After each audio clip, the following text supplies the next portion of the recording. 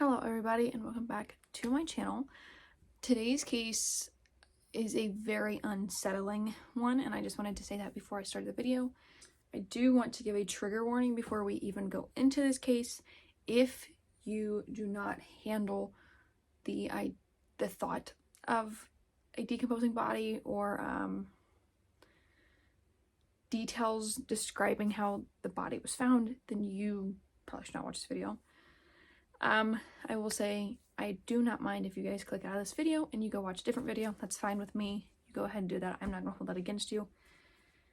It was a very hard case for me to even read about, and as I'm not a parent, but I have nieces and I have nephew and I love them, and if their parents ever did this to them or anything like this to them, I feel like I would want justice for them. And I don't know how her parents don't want justice for her, and you'll see what I'm talking about. Today's case, and if I keep looking this way, it's because my laptop is sitting here and that's where I have all my notes.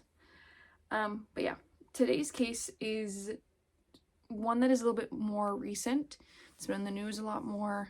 And that is the case is Lacey Fletcher. Or you might know her as the girl who melted into her parents' couch. That is what she's been dubbed, and I think that's actually like the shittiest thing you can do to somebody. Especially when you start to learn details about like what it was like, what happened to her. Lacey was actually 36 years old when she was found dead in her parents' home. She had been sitting on a sofa in their house for 12 years. She was sunken into the couch. Her body was maggot filled. She had ulcers. She had basically, it was the worst hygiene you could possibly think of for this. Lacey also had autism, and she had locked-in syndrome, which would actually make it difficult for her to move or to communicate. But I did see somewhere that it would still allow her to eat and ingest the nutrients she needed that way. But Lacey had lived a pretty regular life up until she was 14. Lacey went to school, and apparently at the age of 14, this is what her parents have said, and apparently friends that she had in school said that her autism actually got worse in her teen years. Lacey was pulled out of school right before her sophomore year and was homeschooled. Her parents supposedly were homeschooling her. I couldn't find if they actually did homeschool her or if she was just kind of pulled out of school and they never did anything for it. She lived with her parents, Clay and Shella. I don't know if it's actually Shella or Sheila. I saw both. And they lived in Slaughter, Louisiana. Slaughter, Louisiana. That is kind of just an ironic name. Her mom actually used to be an alderman for the town they lived in, and her father was supposedly an officer of the Baton Rouge Civil War Roundtable. It's a non-profit, and it was basically used to educate people on the sacrifices of the Civil War. That is the most southern thing I've ever heard of. Basically, like I said, I don't know if they pulled her out and actually homeschooled her or if they just pulled her out of school. But I did see in the TikTok I watched this morning that she still hung out with like the friends she had in school, and like she did that, and then slowly as she got older, her parents like started to isolate her a little bit more from these friends. And then it got to a point where like nobody had really seen Lacey. Like she wasn't seen outside very much and all that. The last time anyone saw Lacey like outside, or that was like reportedly seen her outside, was actually a close neighbor of the family's, whose name is Robert Blades.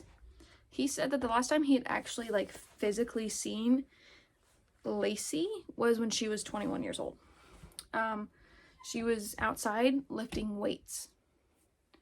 Lifting weights is what she was doing the last time he saw her, okay? And he actually described Lacey as a fun, normal kid until her parents isolated her. And pretty much after this, nobody really knows what happened to Lacey. A lot of people figured, that she had gone off to college and, had started living a normal life. Maybe she'd gotten married, she'd moved away with her husband and had some kids. About 5 years before she was found dead, 2017, Robert Blades and Clay Fletcher, which is Lacey's father, had actually been talking in their front yards one day, and Robert was like asking Clay like, oh, how is Lacey? I haven't seen her in a while. You know, is she off at college? Did she get married? And Lacey's father, Clay, was like, oh no, she's still here. She's fine. And then he changed the subject of the entire conversation away from his daughter, because she was sitting in their house basically decomposing into the sofa. Lacey's parents were actually very well liked in their community. They attended church every Sunday, and no one really thought that they would harm their daughter or have some kind of horrible secret in their house while Clay is outside mowing the lawn and Lacey's mother is out doing whatever she's been doing.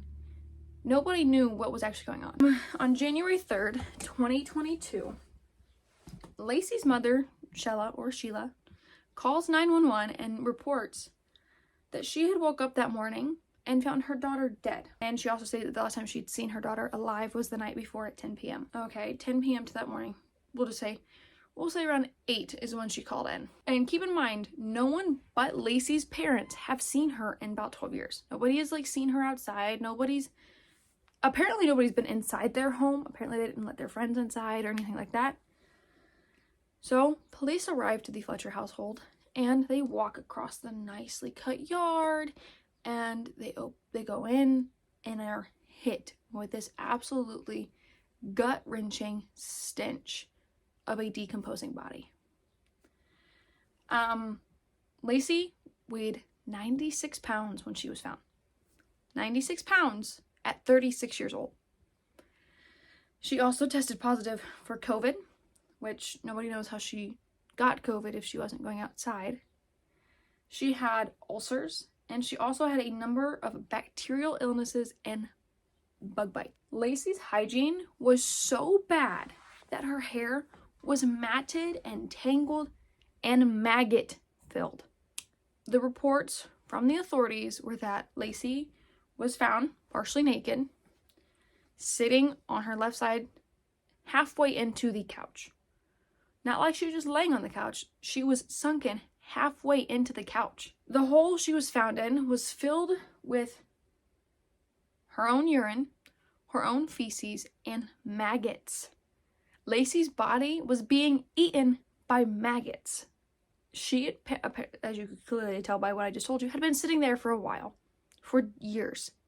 And the evidence had shown that she had been actually neglected medically for years. The entire town was, for one, shocked by this, because some people didn't even know that Lacey's parents had a daughter. A lot of people assumed that Lacey had moved out and gotten married, went to college, had kids. But no, she was sitting on a sofa in her parents' home for the last 12 years, and nobody knew she was there other than that one neighbor. And then there's also people who are wondering, how the hell do you let it get this bad for your child? Authorities actually wouldn't even release the pictures that were taken because of how gruesome they were.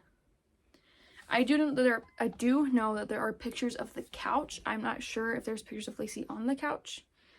That's something that when I do these cases, I have a very hard time looking at photos. That's also why a lot of my thumbnails are not the photos from the crime scene. Lacey's death, however, was ruled a homicide because of the absolute zero medical attention, zero medical help she was given by her parents. Now it's when we get into what her parents are saying, and a lot of it I'm going to have opinions about, and I will say at the end why. Lacey's parents have stated that their daughter had some degree of Asperger's syndrome. So, she has autism, she has locked-in syndrome, and she has Asperger's syndrome.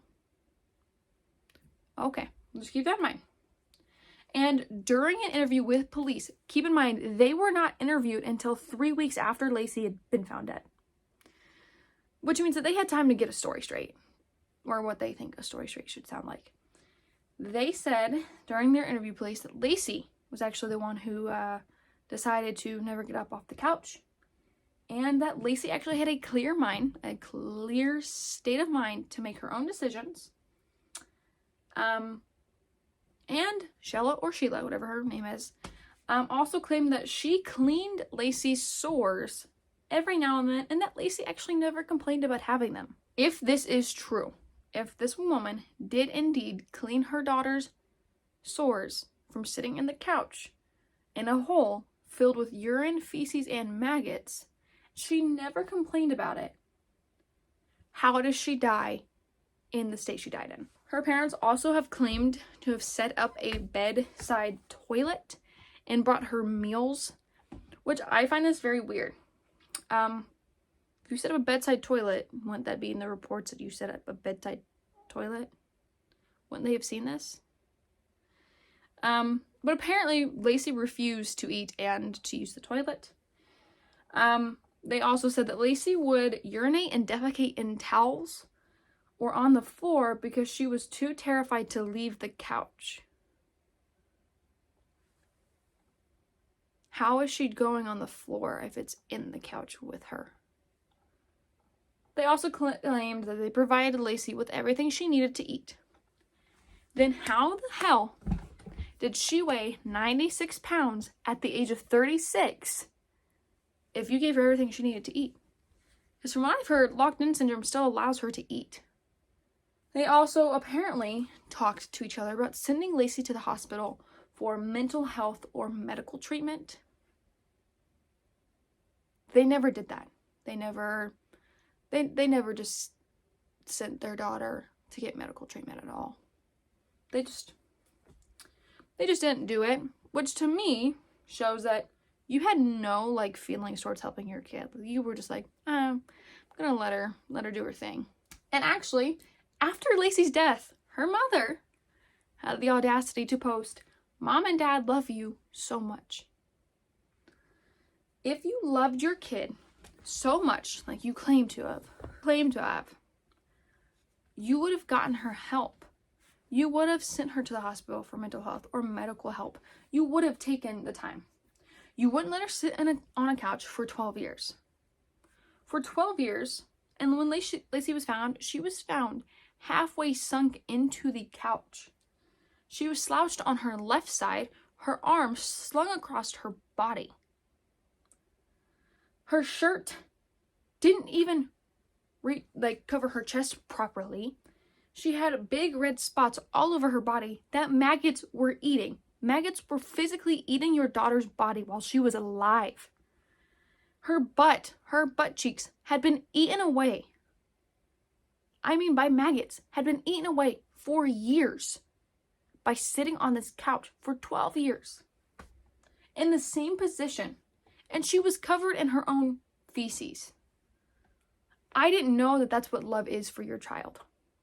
And I get having a child with special needs is hard for some people. I am a special education teacher. I understand. As a teacher, it's hard for us as well. But how do you look at your child who has autism, who has locked-in syndrome, and apparently Asperger's from what you said, and you didn't get her any medical help? The last time Lacey had even been seen by a doctor, she was 16 years old.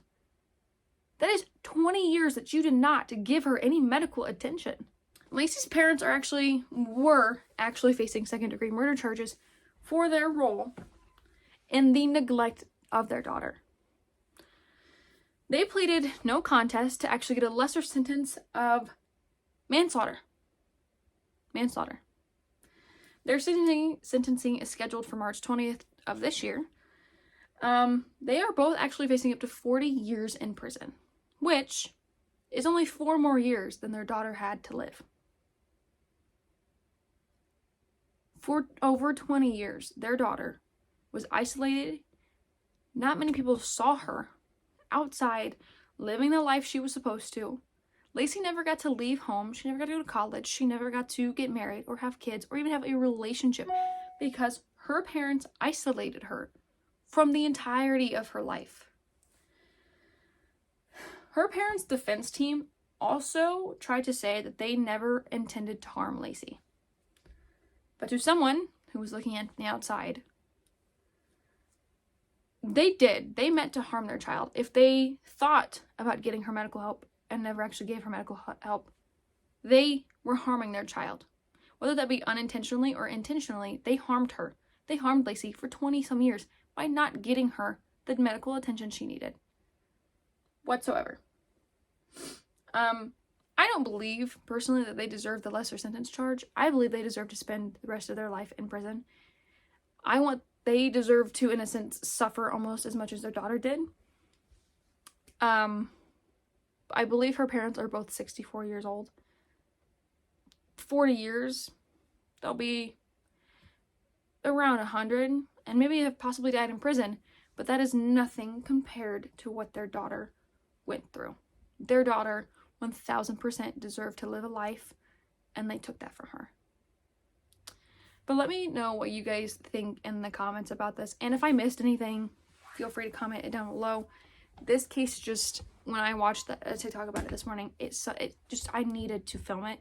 I needed to research it. I need to make a video about it, because how do you let your daughter sit on a couch for 12 years and then never get her any help and wait until she's died to call for help? But yeah, that is it for today's video. Thank you guys so much for watching, and I hope you guys and not enjoy this video. I hope you learned something, and if you know a little bit more about the case, please let me know.